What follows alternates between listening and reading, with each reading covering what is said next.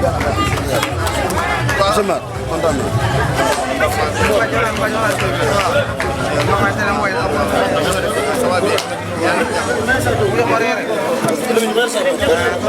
dëkk bi soo ko bëggee da nga si war jaamu yàlla quoi bu ñu àndee ak ñoom ànd bi yàgg na nag trop. ànd ak moom kenn gënu ma si bëgg a dagan si mag ñooñu ànd ak moom kenn gënu si bëgg a dagan kon ku yëkkati sa loxo rek ni war na nekk maire man tamit war naa mën ànd ak ñooñu wax ni dama war a yëkkati pour nekk maire wax naa ko bisu guddi bi ñu ko waxee nag am na lu bëri lu fi jot jaar bugguma nag di répété ndax tey ji du ay répétition du ay nettali ndax suñu nettalee rek dana metti xol yi dana fees te ñun bëgguñu xol yi fees la ñu bëgg mooy fexe jëmale kanam Dagana la ñu bëgg mooy fekkee man li may wax dëgg la rek bu ñu nettali te su ma nettalee rek du baax ni ñu bàyyi noonu ñu xam ne yàlla rek moo am yàlla kenn la te yàlla dana fay ku nekk sa xol ñu ngi ñaan yàlla ku nekk na la fay sa xol man nag damay dellu siwaat si yéen tey ñëw ni dama woote comité central mooy comité yu nu amoon bëgguma di wax tépp kuy président comité rek yaa ko moomal sa bopp bu lu si Mankeur Ndiaye fekkee yaa ko moomal sa bopp bu lu si Omar Sarr fekkee yaa ko moomal sa bopp bu lu si Makhtar si fekkee yaa ko moomal sa bopp ndax yow yaa jël si initiative monter sa comité nekk sa koñ pour jàppale sa waa koñ loolu rek mooy comité du lenn lu dul nekk sa gox ni dama bëgg sama gox bi lépp lu ñu ci def muy santé muy éducation muy environnement ma dugal si sama loxo loolu rek ngay comité nag ñu def ko si association ñu koy jaarale si parti politique wala mouvement man nag si parti politique laa nekkoon depuis 96 ba léegi man maa ngi politique nekk parti socialiste yàlla may ñu opposé ba 2012 yàlla may ñu ànd ak Macky Sall bi ñu àndalee Macky Sall wéetoon nañu trop amoon nañu Mankeur Ndiaye amoon nañu Makhtar Cissé yàlla boole lu ñu doomu aadama yooyu ñu fexe ba ñu jiital leen pour ñu wax waxu Dagana ndax manqué woon nañ ko trop bu loolu amee nag yàlla def nañ si suñu kimte lay kàttan lépp luy baax rek ñun def nañ ko si lu bon moom jéemuñu ko si def ndax xamuñu ko lu bon moom jéemuñu ko woon def sama diggante Mouhamadou Makhtar Cissé ak Mankeur Ndiaye keneen ndax xaw ma ko ndax li ma jàppoon rek mooy fexe doomaanu Dagana yi am fexe doomaanu Dagana yi nekk fexe doomaanu Dagana yi nekk dans de bonnes conditions man loolu laa gëm si loolu laay dox si loolu laay wax léegi nag bu loolu amee dama ñëw tey 3 décembre laa fi jóge déposé woon candidature yàlla daf ni sama candidature jàllul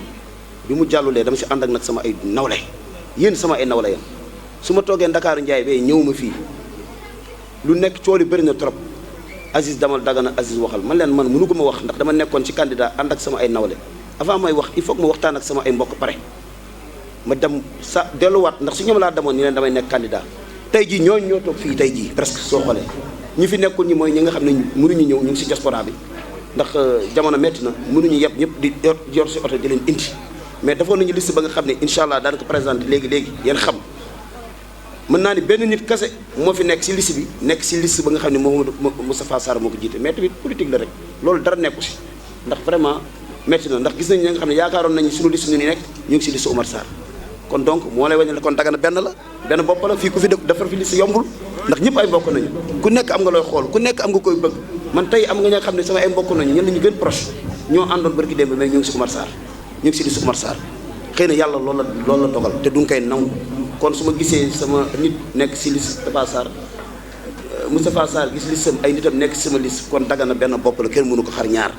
l'essentiel que mooy li ñu fexe ba kuy jiital kuy gañe Dagana ëllëg mu teg Dagana si tànk yu baax mu teg Dagana si tànk yu rafet mu teg tànk yi nga xam ne waalo yëpp dañ ci gis seen bopp man nag dama ñëwoon tey ñi leen bi loolu yëpp amee yàlla daf ne lu gën te duñ si sant yàlla di wax alhamdulilahi rabbil alamin tey jii yéen ñëpp a nekk fii tey jii mënoon yeen nekk conseil municipal mais incha allah yàlla am na lu mu tudd suñu àddina la nga xam ne xëy na jotugul bu jotee incha allah daan ko nekk ndoo lu ñu gëm yàlla xam ni yàlla rek moo fi nekk moom mooy teg nattu doomu aadama te bu ñu ko tegee duñ ko war a sant bu baax a baax nii nag dama war dellu si woo leen tey damay kontaan ndax ñi may investir rek ñu laa fi gis léegi ñi may investir yooyu nag dama àndaloon nit di liggéey mooy Mouhamadou Makhtar Cissé am na ku muy jàppale muy Moustapha Sarr muy mbokk Dagana muy mbokk ñëpp am na ku ñuy wax Oumar Sarr mu ànd si cadre coalition benn bokk yaakaar tamit muy mbokk Dagana muy mbokk ñëpp mais Dagana tamit ku nekk am nga droit ànd ku la neex man dama ne woon Makhtar laa àndaloon di ko jàppale mais candidat laa woon bi loolu amee il faut que ma dellu siwaat sama ay mbokk comme que nekkuma candidat Makhtar woo ma ni ma léegi comme que candidat yi yàlla def na lu gën su doon sama sogo ñu jàppale Moustapha Sarr man leen loolu de lu rafet la mais dinaa dellu siwaat sama ay mbokk ak ñi ma àndaloon ñu waxtaanee ko ma delloowaat leen kàddu gi ñu xool rek ndax ñëpp mënuñu wax ñu xool ña nga xam ne rek mën nañu wax ñu jox leen kàddu gi ñu wax ndax tamit su ma ko deful ñu ni ëllëg Aziz moo deful liggéeyam war Aziz moo deful dara muy ñaari waxtaan rek mooy dama ñëw tey di leen feggali seen kuréel ne leen man Abdou Aziz Diaw ndax man maa moom sama bopp yéen tamit yéen moom seen bopp yéen xool ku leen neex yéen àndal man dama fas yéene jàppale Mouhamadou Makhtar Cissé ci candidature Moustapha Sarr léegi nag loolu bu loolu amee man loolu maa ko moom mais am na loo xam ne yéen a ko moom te man je crois que man waruma décider seen place am na ñu nekk ak man nee nañu Oumar Sarr am na ñu nekk ak man nee nañu Sonko dama koy nangu ndax dama xam ni loolu mooy dëgg nit booy ànd ak moom da ngay ànd ak moom si nawle mais bu jeexee tamit ñun ñëpp delluwaat ñu ànd dëgg ndax man si dëgg laay ànd ak nit. léegi ñun ñii man mii Aziz Diaw di wax dama bëgg a jàppale Mouhamadou Makhtar Cissé si Moustapha Sarr ñun yéen président comité yi ak yéen xam ne yéen laa investiroon ñun nan nañu participer si élection yooyu mu ne ma demal nga wax ak ñoom lépp la nga xam ne rek mbirum élection la ak nun ko war defee ni ma ko war defee ak Mouhamadou Tafa Sarr noonu laa koy defee ak yow ak sa ay conseil municipal loolu mooy deuxième point nan nañ si participer ndax man tey Mar Diaw bii c'est un enseignant di ko gërëm yombul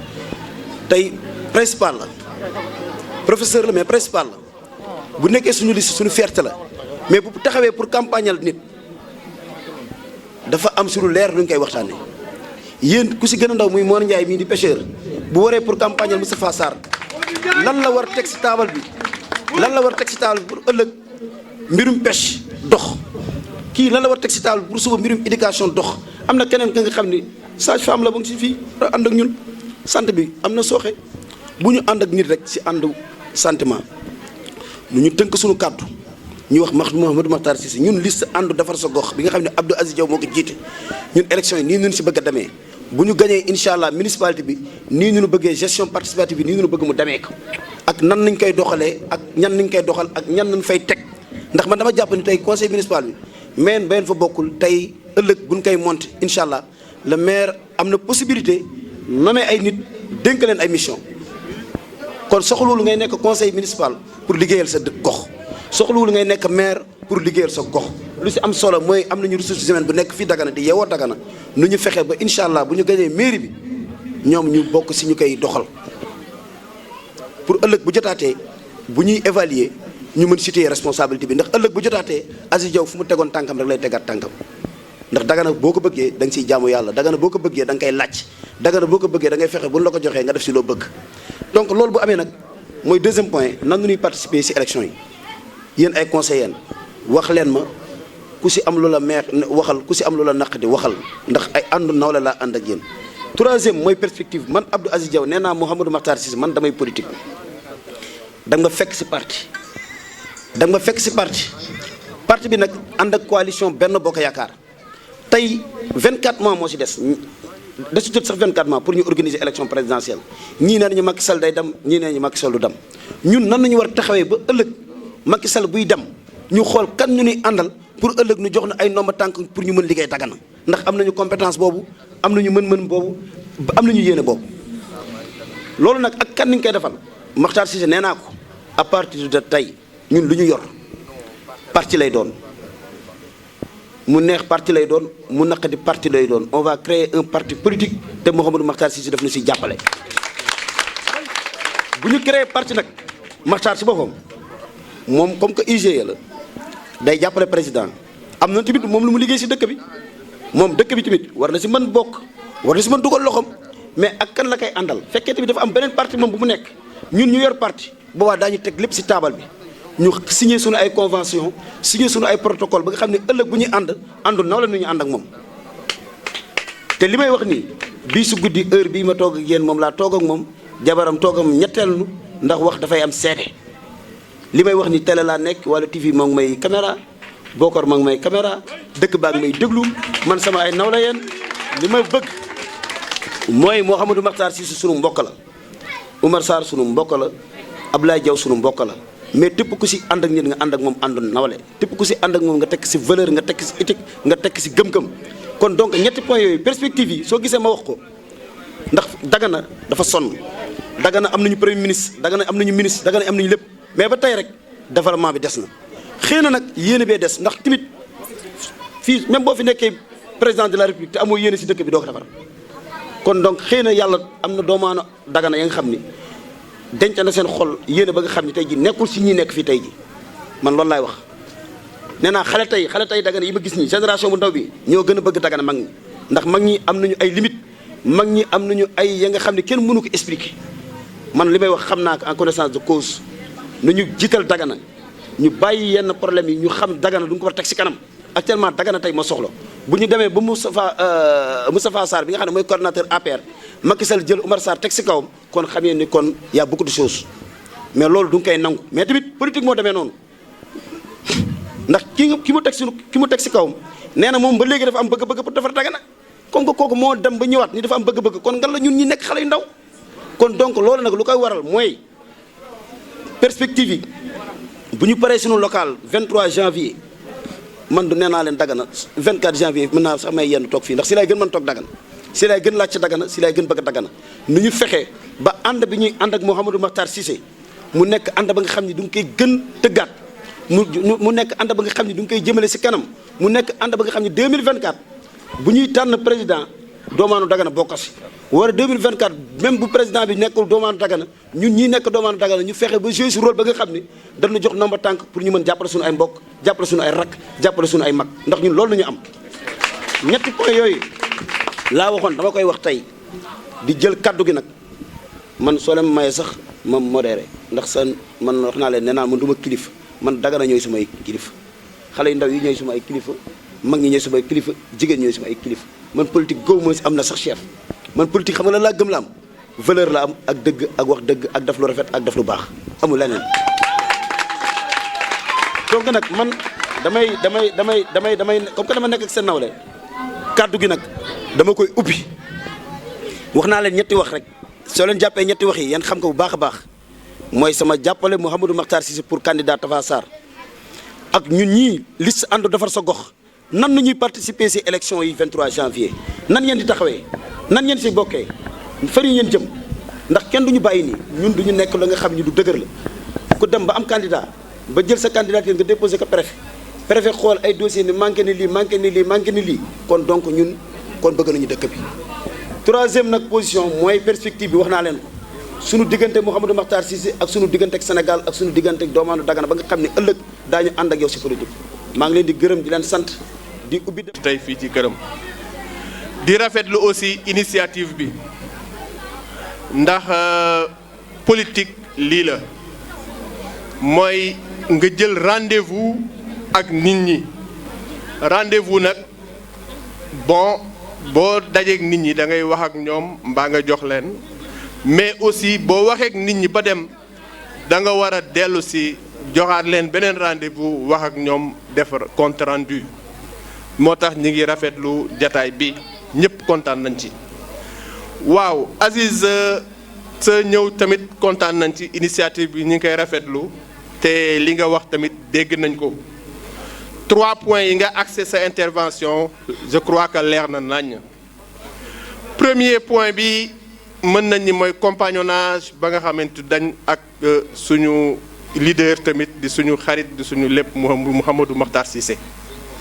ñëpp xamante na ni xam nañ ni ñun ñëpp Mouhamadou Makhtar Cissé la ñu àndal mooy suñu vraiment njiit moom la ñuy jàppale te liñ koy jàppale sax pour ñun la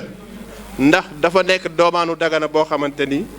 dafa bëgg dëkkam bëgg askanam bëggi mbokkam te lépp lu mu am ci àdduna daf ko bëgg bokk ak ay nitam bokk ak ay mbokkam bokk ak dëkkam te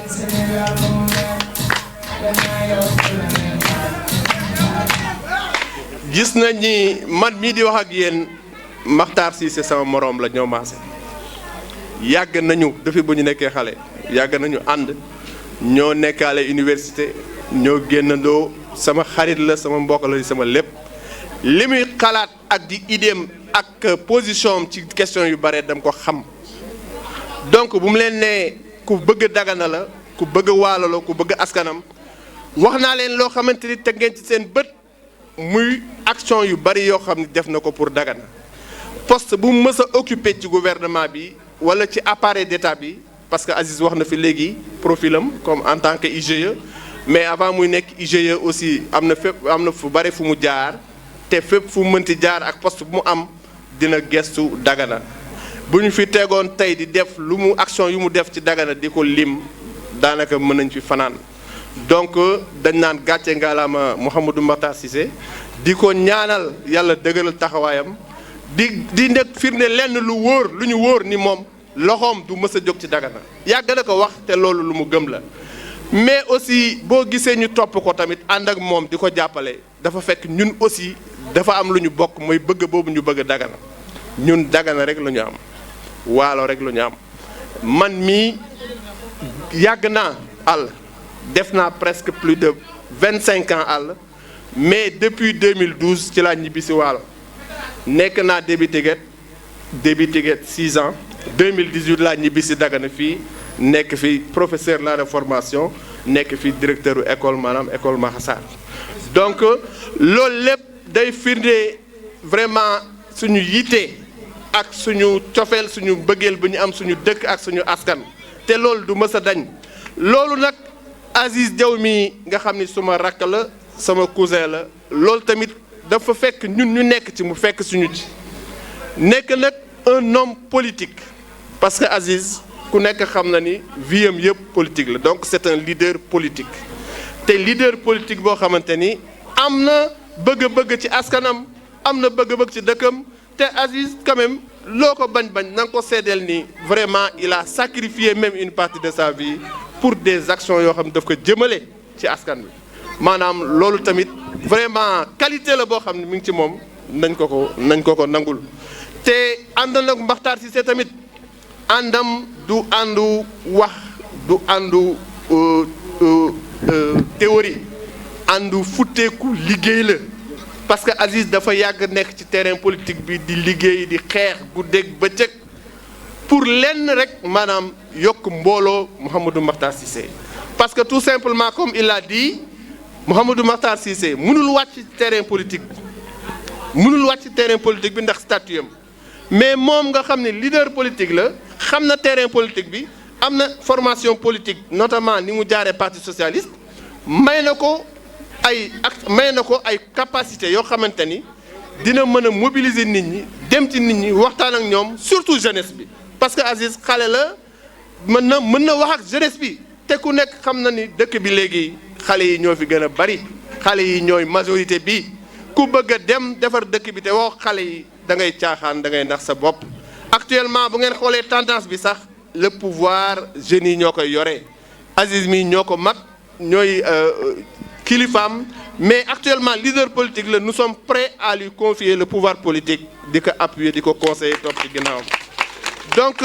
donc loolu mooy wax ji te man xam naa ni ñii ànd ak Aziz Diaw ñëpp muy jeunesse féminine bi muy jeunesse masculine bi muy mouvement sportif yi muy association yi muy ñëpp gis nañ seen taxawaay ay jeunes la yoo xam ni bëgg nañ seen avenir bëgg nañu avenir dëkk bi moom moo leen tax a jóg gis nañ sacrifice yu bare yu xale yi di def mais xale yi aussi loolu taxawaay boobu mooy seen taxawaay parce que ñoom ñëpp ku ci nekk ëllëg da nga bëgg a tekki bëgg nga am éducation bu baax bëgg nga am formation boo xamante ni bu ëllëgee di nga am ci loo jàpp mën a dimbale say wéjur mën a fonder sa foyer mën a am sa jëkkër wala nga am sa jabar daal di am sa njaboot daal di améliorer sa cadre de vie améliorer sa donc maa ngi kontaan trop ci loolu et point bi nga wax tamit ñun ñëpp d'accord nañ ci Mouhamadou Makhtar Cissé moom moo ni candidat Moustapha Sarr la munoon yow Makhtar Cissé nga àndal ba pare doo ànd ak candidat am donc loolu aussi je crois que lu logique la kon comme moom nee na nañu jàppale Moustapha Sarr dinañ ko jàppale li nga wax tamit dëgg la du ñu ngi ñëw rek ni dañ koy jàppale aveuglément dafa am nu ñu koy jàppalee parce que am nañu mbooloo am na condition yoo xam ne daañ ci waxtaan ba xam yan condition la ñuy taxawee pour jàppale Moustapha Sarr ba mu am ndam ci Dagana parce que ku nekk xam na ni Dagana a besoin de changement lii fi nekk dafa doy un quart de siècle am nañu xale yoo xam ne ñu ngi fi taxaw bu Omar Sarr di jël nguur gi boobu judduwuñu loolu dafa ëpp 26 ans de pouvoir su fekkoon sax ni dama ni su fekkoon sax ni dafa def sax résultat wala bilan mais 26 ans yoo xam ni bu ñu defee bilan bi négatif c'est négatif. Dagana mérite mieux que ça dama lay jox benn firnde rek Dagana Youssou Ndour way na ko ni mar naan marul naan ndox maa ngi wala ngaan mais loolu am na Dagana yoo xam ni vivre tuñ ko am na Dagana yoo xam ni bu ñu yeewul 4 heures du matin wala 3 heures du matin du ñu am ndox mu ñu naan du ñu am ndox mu ñu sangoo mais loolu rek gàcce la loolu day wane Oumar Sarr échec bu mu def c'est un échec cuisant à Dagana waxuma nag yeneen ak yeneen. bu ñu fi nekkoon dañ ko saaxee am na fi jeunes yu bare yoo xamante bëgg nañu terrain bu ñu tabaxee kër mënuñu ko am suuf sépp gis nañ ñëpp teg nañ seen bët nu ñuy jaayee suuf si nuñ koy mayee ci conditions yoo xam ne teguñu ko fenn donc vraiment sur le plan de la santé Daganois bu feebar da ngay dem Richard Toll mbaa nga dem Ndar wala Dakar alors que Dagana vraiment c'est une capitale départementale donc sur le plan sportif Dagana amul terrain de basket bu baax. alors que fii dëkk bi yëpp ñun ñëpp ay njool lañu suñu xale yaa ngi nii dañu waroon mën ay basket mën handball donc il y a beaucoup de choses yoo xamante ni waroon nag fi def mënoon na ko mais defu ko parce que yéene wuñu ko donc daal pour ne pas être long maa ngi leen di remercier di content trop aussi ci 3e point assise bi muy perspective parce que élection benn étape la rek benn bés la. mais bés bu am solo la ci la ñuy tànn ñoo xam ne juróomi at yi di ñëw ñooy yore caabi dëkk bi c'est important nañ ko préparer balaa ñuy sànni suñu carte nañu xam fu ñu koy dugal mais aussi élection benn jour la le 24 bu ñu yeewoo dañuy defi leneen donc leneen loolu nañ ko xalaat bu ñu yeewoo après élection yi nañu toog waxtaan xam ban position la ñu am ban posture la ñu am fan la ñu jëm. parce que nit boo amee mbooloo am force mbooloo ak force boobu dafa la war a jariñ waroo am mbooloo force ba pare toog ay juróomi nit wala juróom benn nit yore sa destinée yore sa vie di ko fooyee démocratie la ñu nekk carte mooy fal di folli nañu jël suñu carte yi mu jëlal ñu ñaq mu jëlal ñu naaj dox ci naaj mu jëlal ñu guddi di bëccëg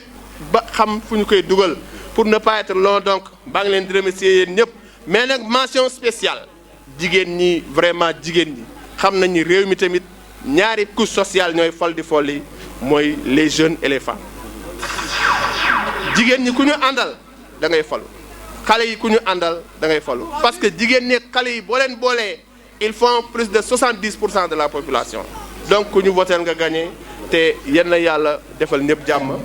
may Mouhamadou Makhtar Cissé ndam ci Dagana ci Waalo may Abdou Aziz Diaw mi ndam ci Dagana ci Waalo may ñëpp fi toog aussi ndam yenn yàlla def ñëpp jàmm merci beaucoup wasalaam. merci. mu leen koy ñaan rek kii tey presque mën naa ni résumé na li ma wax di jox na kaddu yeneen conseils yi mais nu gàttal ko benn gàttal ba nga xam ne ndax kii ëmb na lépp lu si des mooy jëf te ñun duñu war jëf. samedi bii di ñëw ci li ma jàpp ci li ma Mouhamadou Makhtar Cissé wax sunu candidat bi nga xam ne mooy Moustapha Sarr dafa war a rentrée politique am kon tey ji liste ànd defar sa gox dafa war a am fu mu war lu mu war a wane lu mu war a wane si diaspora bi ak Dagana ñu ngi xool sax fekkee diaspora bi jaru ko tamit ñu bàyyi leen ñu toog mais Dagana moom nu ñu wane ni liste ànd defar sa gox moo bokk si dëkk bi moo bokk dëkk si dëkk bi mais majorité bi foofu la nekk mais loolu lu ñuy liggéey la incha allah après yéen préparé discours yi dina ñëw campagne bi dina ñëw caravane yi dina ñëw lépp dina ñëw en tout cas daal jàppaleen ni liste ànd defar sa gox lu fiy jëlee Oumar Sarr si lay bokk incha allah rabbi di wax nag Mor Ndiaye moom tamit président comité la maar dafa nekk 2e secteur maa ngi présenté Mader Sok moo ngi ñëw moom tamit président comité la nekkoon suñu liste proportionnelle man sama liste ni ma ko tëggee presque ay président comité laa ko tëggee mooy ña nga xam ni ñoom la baatu askan bi nekkal seen koñ ñoom la ñuy déglu ndax réew soo ko bëggee defar ak dëkk boo ko bëggee defar da ngay xool koñ ba ñu fa nekk nga dénk leen ko ak ña nga xam ne ñoo yor politique gu koñ ba di wax ak xale yi di wax ak mag ñi di présenté Mader Sok di ko gërëm présence am di ko gërëm engagement am si liste ànd defar sa gox di jox nag Mor Ndiaye moom moo nekk camp di ko jox 2 minutes mu wax gërëm waa Bokam.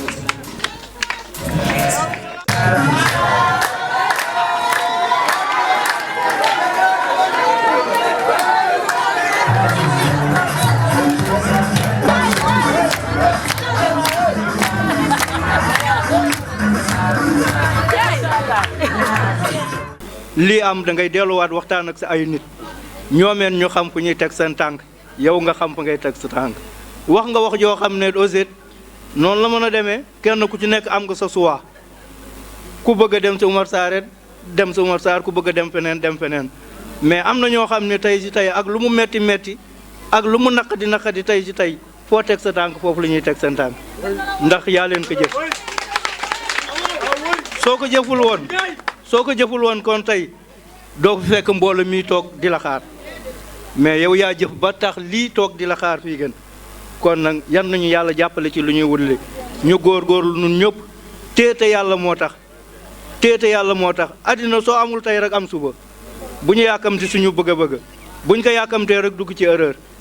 te lu ñuy wutli ak ñuy wut ñi soo fexee ba ñu wax ak yow ba nga dugg ci leneen bu ëllëgee lu ñu yor li bu ñu ko yoraatoo doxalee lu leen neex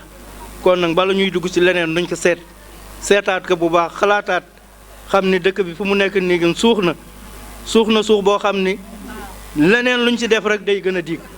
kon nag ni ñu góorgóorlu jàpp bu baax téem mu dëgër su neexul tey rek neex ëllëg wasalaam jërëjëf. kontaan naa macha allah man su may liggéey ak nit ñu ànd di liggéey Baye Diallo kooku beneen affaire la dinaa fa ñëw mais li may wax rek mooy dama koy jox kàddu gi mu wax ndax dafa du ñu doon liggéey bu rafet mais comme li ma lay wax rek ndax lu ñu leerul rek du leer Makhtar bi mu dem ba jaaxle dafa jël téléphone am di woote di commencé woote ndax dafa tiit ndax suñu liste tamit neexul ñeme suñu liste ay gaynde ñoo fa nekk ay ñu bëgg Dagana ñoo fa nekk suñu liste man jàpp naa ne keroog ku ñëw préfecture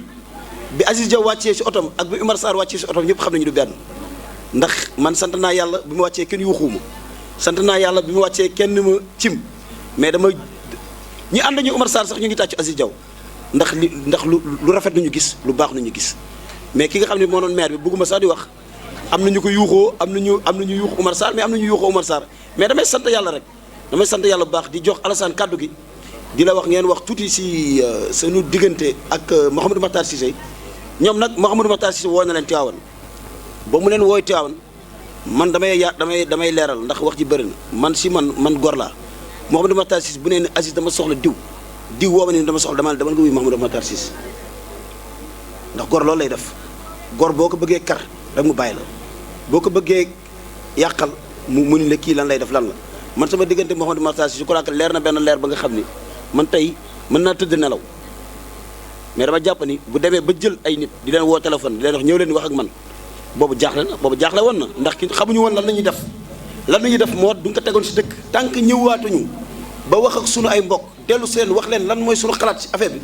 du yoonu ñuy def leneen moo tax ñu doon toog di dégloo moo tax ñu doon toog di xaar ni ko Mouhamadou Makhtar Cissé doon defee noonu la ko Oumar Sarr di ko doon defee ak man ak keneen mais dama jàpp ni tey Oumar Sarr dafi war jóge bi ma wooyee ni ma Aziz dama bëgg ñu ànd si Benno Bokk Yaakaar ma ne ko man de Benno nga ma fekk tey la logique politique mooy ñu waroon ànd ak Benno mais tey mënuñu bàyyi Mouhamadou Makhtar Cissé di ànd ak yow kay yaay dem wax ak Mouhamadou Makhtar Cissé moom Mouhamadou Makhtar Cissé ni waaw dëkk bi ñëw ni waaw loolu mooy logique mais tey man loolu laa jàpp ni ànd ngor la te ni ma ko waxee Oumar Sarr noonu la koy Oumar Sarr nettalee Makhtar Cissé ndax loolu laa jot ak wax ak Oumar Sarr il faut que tamit may leeral yéen Oumar Sarr wax nañu fii préfecture Dagana woo na ma Dakar kaay ñu ànd ma ne que yaa ñu fekk si mais pour ma ànd ak yow da ngay wax ak Oumar Makhtar Cissé léegi nag man bëgguma sore ñii Mouhamadou Makhtar Cissé woo na leen këram Tivaouane dénk na leen ay baat maa ngi jël kàddu gi Alassane de manière gàtt nga wax si diaspora bi wax si li ñuy wax si 3 points yi nga mën ma delloo ma mën continuer kàddu gi jox suñu jigéen ñi ñu mën tëj ndax guddi na lu si des mooy man je crois que xol yi ku ko xool mooy Aziz Diaw jàppaleel Mouhamadou Makhtar Cissé xol yi ku ko xool mooy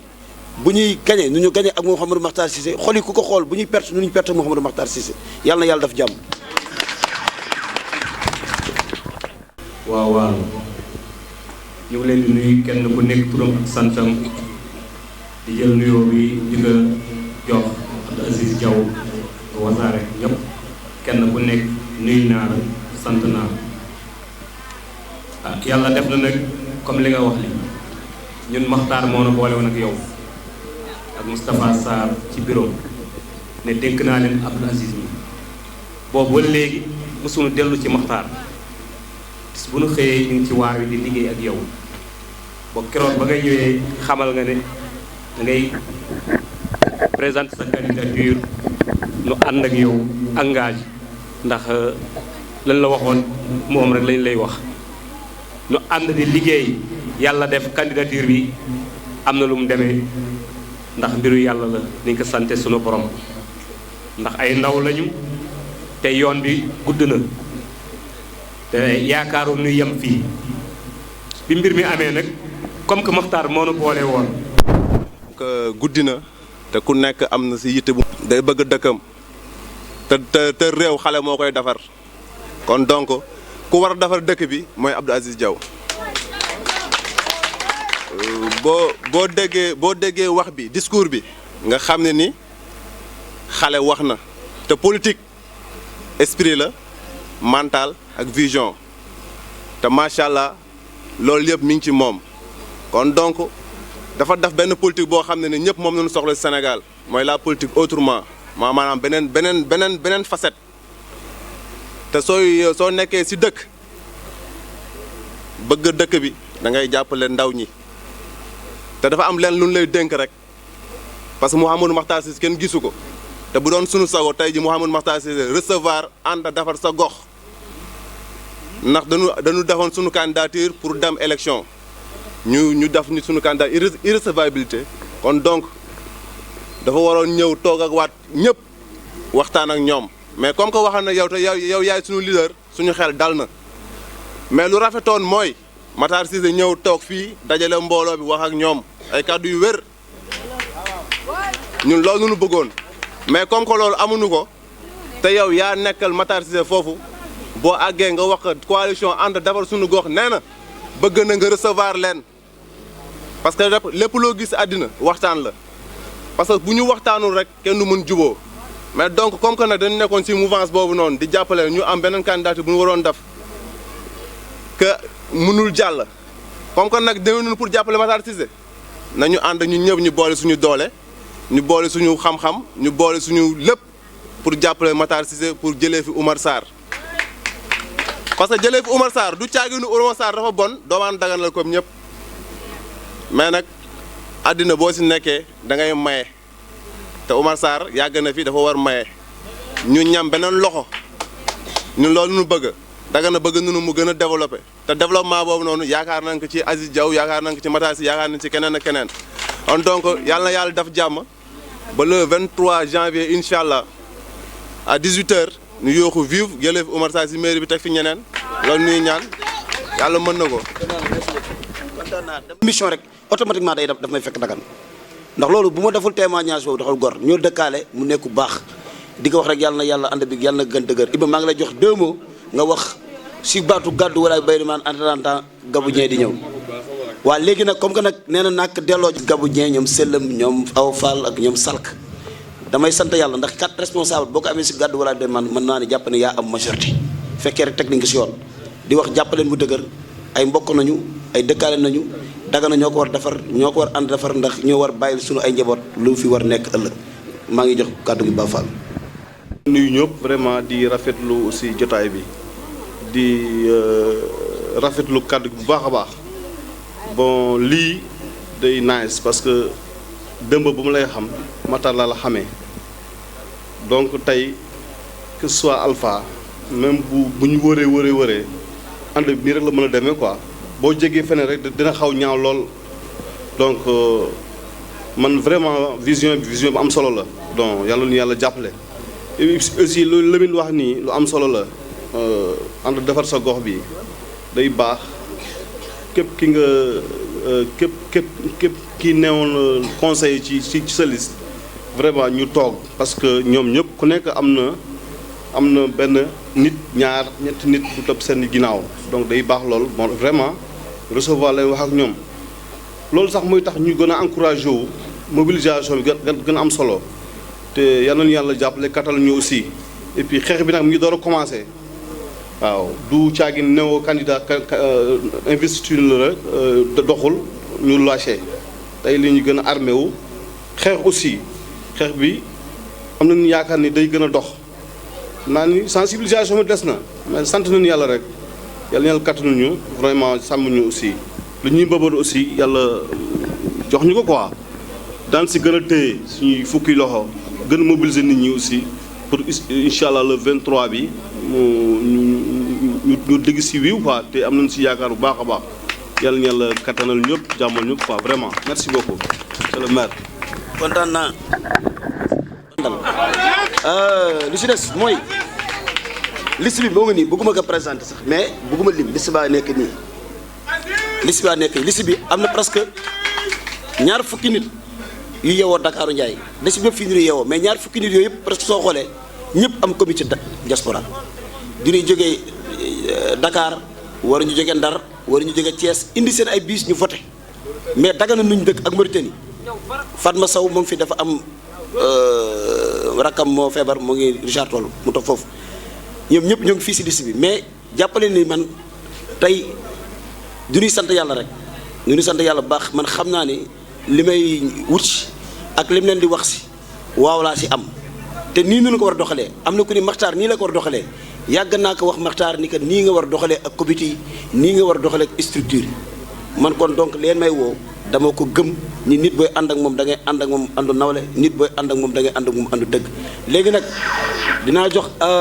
Sélém Gabou Dieng mu wax si turu gàddu wala ak Deyman su ma paree ma jox avocat mu wax ma jël sama waa camp bi kenn mu wax Fatou Sock maa ngi lay remercier bu baax a baax a baax a baax maa ngi jox Gabou Dieng Sélém mu wax tuuti. tax Aziz man ku ne xam ne suñu waa kër yëpp PDS la mais yëg-yëg ak bëgg la ak dëkkaale moo tax ma ànd ak yow keroog bi ñu nee sa candidature demul ñëpp di ma woo dama ni mënuma dem ndax nit ku ne dangay am bëgg-bëgg ak gëm-gëm ak nga nekk gor nit dangay gëm sa bopp xaalis yaa koy liggéeyal sa bopp ñu ngi lay yónni nag ci Maxtaar ndax ba ñuy ànd ak Maxtaar yow yaa taxoon samay mbooloo toogoon nañu mu dig ma financement yàlla xam na ni ba léegi gisuma financement ñu dellu daje ci këram ku ne di wax ma ni ka Maxtaar man mënuma di fëgg bunt di la ñaan mais bëgg naa nga jox ma loo xam ni dinaa ko teg samay nit ñu gis seen bopp ma gis sama bopp Maxtaar ni ma ci gémminam wutal koo ma booleel ma ni ka Aziz Diaw doy na ma ndax mënuma di déplacer di taxaw ci ay buntu kër loolu man dama koy rus boobaak léegi dégguma Maxtaar yàlla def na ñëw na suñu koñ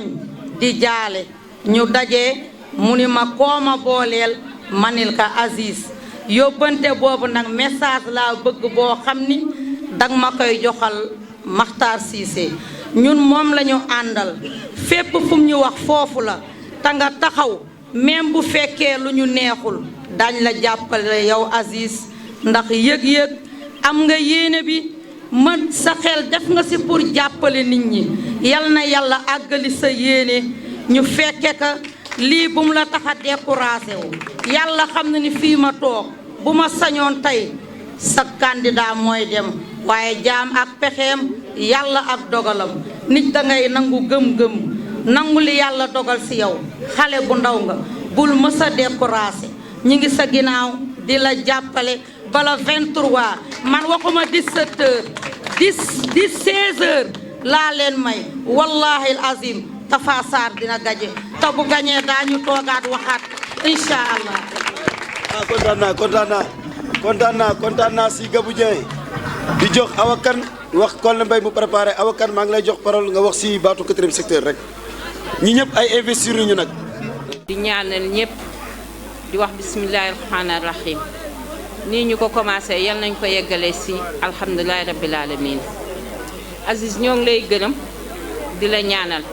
yaa xam loo bëgg yal na la ko yàlla defal ñu ñëpp yéene rek la ñu amoon gis nga Dagana benn bopp la kenn mënu koo xar ñaar yàlla def nañu ànd ak Maxtaar Cissé gis nga politique day set nit bu fekkee da ngay politique bul seet ku la bëgg ak ku la bañ fi nga war a dugg rek danga fa war a dugg yaa ngi dégg ñun dëgg la ñun Maxtaar Aziz la daan yónni ci ñun Aziz di ñëw di defanteeg ñun gisatuñu déggatuñu woowatuñu réunion xamuñu lu xew ndax duñu toog dañuy toog Aziz ñëw na woo nañu nañu ànd def ñu ànd ak Aziz te yàlla tax man dama toog sama kër li may wax Makhtar laa koy wax première bi ñu fi njëkkee commencé ni ñoo ngee politique keroog maa ngi feebar damay wër Makhtar mel na kuy wër puso ci suuf ba fekk ko ci seen ma ne ko Makhtar mu ni ma ne ko kenn mënu fee jële Oumar Sarr ku dul yow te boo takkoo jële fi Oumar Sarr ma ne ko Makhtar politique day am ay comité defal ay comité bul seet diw bëgg na ma ak diw bañ na ma foo war a dugg rek dugg fa ñu def yàlla antu ñu gagné législative gagné présidentielle waaw bu ñu toogee bay ànd ñu naan ñii Aziz la ñu àndal ak ñii diw la ñu àndal kon appel war na seetaat boppam yaa ngi dégg ñoo xam ne dañuy liggéey di wut base amul Samba amul Demba Aziz yoo Tafa Sarr yoo yépp appel la ñuy liggéeyal ñun ñëpp ndamu Makhtar la ñu bëgg man fii 4e secteur bii ma dëkk jigéenu Makhtar rek laay dégg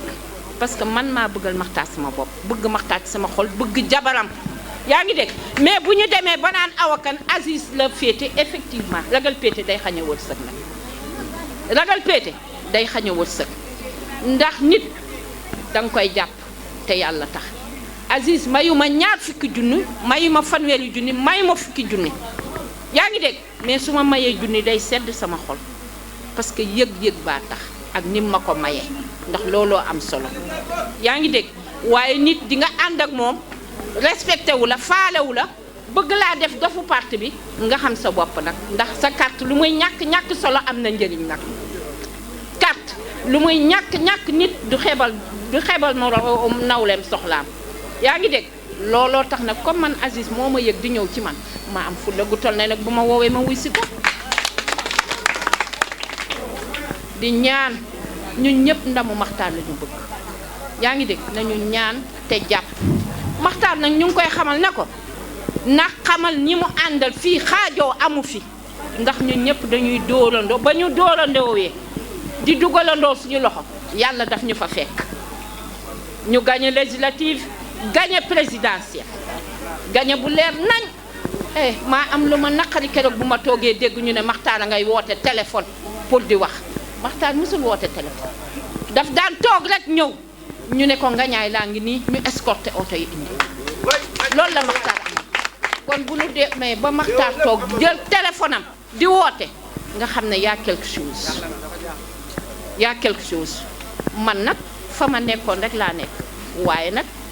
ku ma respecté ma respecté la ku ma cof nag ma xamal la ne ma danga maa cof ma xam sama bopp na génn gole gudd na waaye loo ci laal borom yëpp di ñaanal nag xale bi jaw yaa xam loo bëgg te nag gis nga nit day am grandeur Aziz nit day am grandeur Makhtar waru leen woon toog sax ba yegg fii ndax Makhtar seq ngeen loo xam ne su wañoon sa loxo nga fekk si ko ndax Makhtar sa mag la sa nijaay la sa mbokk la sa mag la sa mbokk la sa nijaay la kon bu waxante woon ak yow ngeen waxante Samba du ci jot Demba du ci jot di ngeen ko régler ba ñun ñi nga xam ne ay militante lañ sax duñ ci xej yaa ngi dégg ma di la ñaanal gudd fan ak wér la Aziz yàlla buy defar day mel ne kuy yàq barke Rasulullah yàlla buy defar day mel ne kuy yàq te sa bis a ngee ñëw dara jeexagul lépp a ngi sa kanam santal yàlla ñaanal say waajur yaa xam loo bëgg yal na la ko yàlla defal ci barke waaw macha allah kan tooroo waa Kamba moom mention spéciale yéen moom damay am mbégte si yéen rek di am kontaan si yéen Kolle Mbaye maa ngi lay ñëw rek nga sànni si ñaari kaddu Daaru Salaam waa Daaru Salaam Kolle Mbaye nga sànni si ñaari kaddu rek nga wax Kolle waawan moom moo ngoon foofu dama bëgg nga ñëw di yëg tuuti rek ma am lu ma la wax nga sànni sa kàddu ndax da nga fekk ay président comité ñii ñëpp wax fii tey ay président comité nañu dëkk Dagana di yow a Dagana nekk responsable foo amee 80 personnes ñoom am nañ fa 100 personnes moom Kër Mbaye Fall la nekk ñëwal nii ma présenté la ñoo ànd ñëw am na ku ñuy wax tamit Assane Diarra moom moo représenté famille Diarra yi ci Dakar ak Pape Soumaré am nañu comité ñoo ngi ànd ak man di leen gërëm di leen sant di gërëm tamit Baye Diallo Sarr maa ngi koy gërëm bu baax ndax ku gërëmul nit doo gërëm yàlla te Baye Diallo ku ànd ak Aziz Diaw la keroog daf na la nga xam ne bi préfet à 15 mën naa ne à 25 minutes dama kon kii ko bëgg a daganal mu nekk étudiant nekk master 1 ma investir ko sama liste ndax dafa dajale xale Dagana yëpp Dakar di leen dogal di leen wutal fu ñu dëkk di leen jox lu ñu lekk kon su ma wooyee si loolu dama ko si wuyu moo tax ma investiroon ko def ko sama liste di ko gërëm di ko sant Bokar maa ngi lay gërëm di la sant ñëwal amee kii Ablaye Mbaye la tudde suñu ñaari maam bokk ndey ak baay mu ngi dëkk fii Mbaye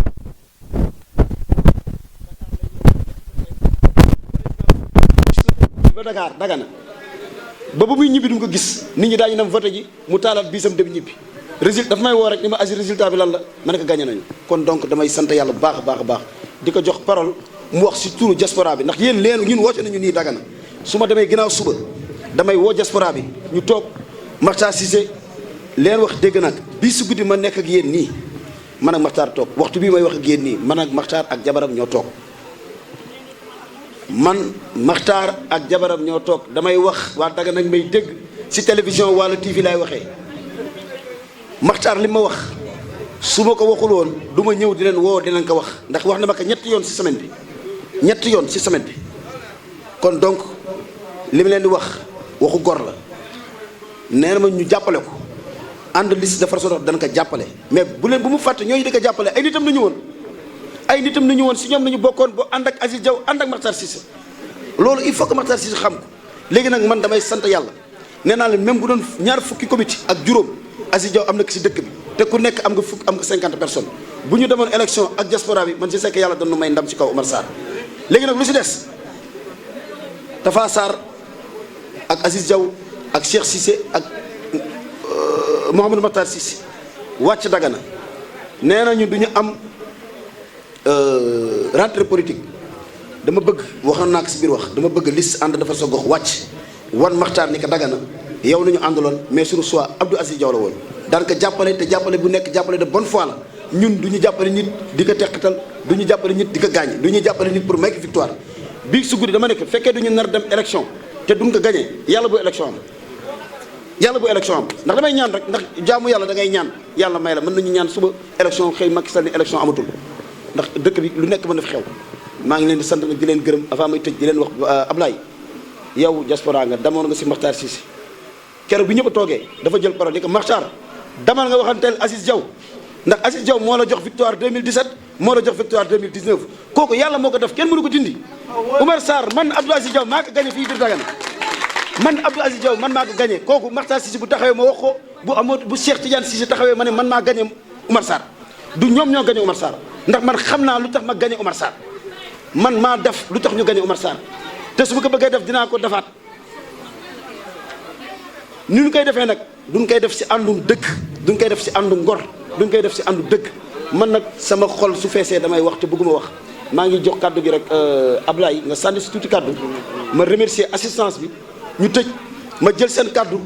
delloo ko Mouhamadou Makhtar Cissé je crois que avant guddi gee jeex vidéo yi moo ngi koy jot moo ngi koy lire bu dellu see mu recevoir ànd liste defar sa gox lu mu war a def ak yéen mu def ak yéen yéen dem campagne yi yàlla may victoire Moustapha Sarr may victoire Dagana may victoire doomam Dagana yi maa ngi leen di gërëm sant. mbokk yaa ngi may dégg micro bi. daje bi ñuy dajeeg yéen.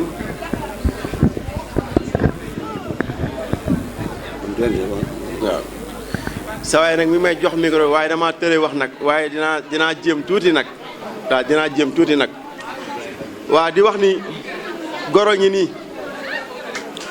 gor dëgg kuy wut goro ñi nii ki nga xam ni salaire am lay jël ba ñëpp toogee kenn dugul biir Dagana lu ko yàlla may lu tuuti mu ñëw chaque fin du mois mu ñëw di ko bokk ak doomu Dagana yi kon kii ko jar a jàppale la bu ko ñëpp bàyyi woon ak li muy def kon kii war nañ ko jàppale dooleel ko damay sànni lu tuuti rek laay sànni Makhtar ba may toogoo moom keroog këram ñu bëri dañuy nekk foofu di gërëm xam nga mais ñun mënuñu ko woon gërëm parce que bañ toogee ci biir saalam daf ñu wax avant ñuy def élection ma am lam ñu waxoon gis ñu si dara ñu dem élection yàlla may ñu ndam si lañ ko gëj a teg bët keroog maam la ci man dama doon warmaal wax ji ba ma demee bay tëj dama ne ko nit ki li nga def am ndam defaat ko am ndam kon loolu bu ko bàyyi jig na la ginnaaw moom ay waxam lépp da doon liyaar ma ne ma liyaar ko lool kon Aziz mii candidature am à la place wu Moustapha Sarr moom mii la woon franchement parler nañ waxante dëgg kenn gënu ko cee yay parce que moom moo ko liggéey moo doon dugg fu nekk di loqate ñi ni di leen andi Matar bu dëggee monsieur le ministre grâce à nous à Aziz Diaw kon boog kii am na leneen lu ñu ko waroon fayee lu dul lii méritam nekkul woon lii mais nañ sant yàlla xëy na suñu borom moo ko bëggee nii nañ wax alhamdulilah rabbil alamin peut-être am na leneen loo xam ne mi ngi suñu kanam te mi ngi ñëw maa ngi gàttal foofu wax ji wasalaam. jërëjëf. jigéen ñi yéen tamit maa ngi leen di gërëm Yaara Mbaye maa ngi lay gërëm maa ngi gërëm sama cousine bi bu nekkaat à côté di gërëm jigéenu camp yëpp di gërëm xale yi jeunesse bi incha allah bu leen yàkkamti daañu def comité central de jeunesse jeudi ou bien vendredi ñu préparé rentrée politique Moustapha Sarr Fatou Sok étudiante la xale la juriste la bokk la famille Kër Moustapha Cissé la famille ci seen ñoom xadare dama ko dugaloon sama liste ndax dafa di xale bu jigéen bu jàng bu yaru dëkk si dëkk bi bokk si dëkk bi liste bi nee naa leen mënu woon jàll cat la may mun a faal bi bokk AFP sax moo doon suñu tête de liste proportionnelle kon donc ñun amoon nañu liste bu baax a baax amoon nañu liste bu doon gagné léegi nag man damay tëj ndax guddi na di gërëm Waalo TV Waalo di gërëm sama délégation bu ma jógeel bi Dakar yëpp di leen wax ñëpp mënuñu wax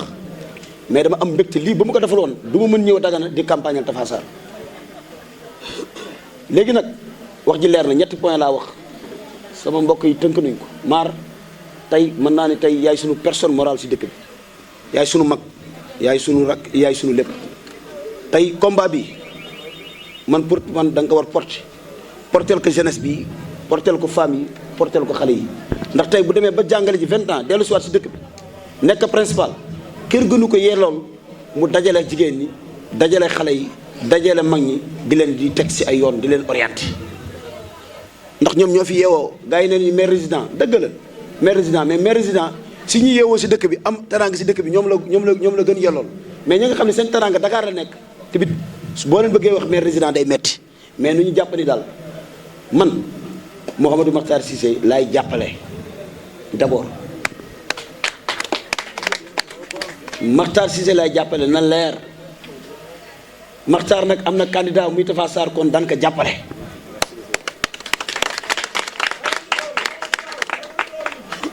xale yi nag xol yi fees na mais nañu muñ ñu sant yàlla sant bu baax a baax yàlla léegi nag man Abdou Aziz Diaw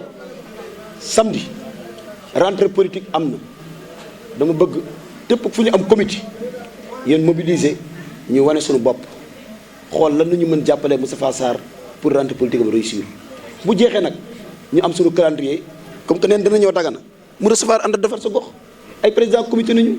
nit ñi seen ay problème Makhtar lu mu si mën régler bu régler ko lu mu si mën wàññi mu wàññi ko lu mu si mënu régler tamit mu ni mënu ko régler ndax tamit il faut que ñu xoolaat ànd bi man loolu laay wax man tey jii bëgguma sax témoignage bi Ablaye wax ñun ñëpp tey jii ku nekk li ngay def si dëkk bi xam nga ko fii ku nekk rek yaa ngi jël sa asut ak nu mu toll rek di ko def si dëkk bi c'est que am yi rek ñoo dul bokk léegi nag man damay sant yàlla bu baax di leen gërëm ñu leen ñunu am na ay ñu xale yu fi nekk yu am yaakaar si ñun am na ay sunu ay mag yu fi nekk yaakaar si ñun yàlla bu yaakaar bi tas yàlla may ñu delloog jàmm Ndakaaru Njaay campagne bi mën naa ni ubbi na Oumar Sarr suba lay def tamit rentrée politique am ah ñun tamit samedi ñun xamoon suñu bopp rek ni que dëkk bi tamit du ñu bëgg changement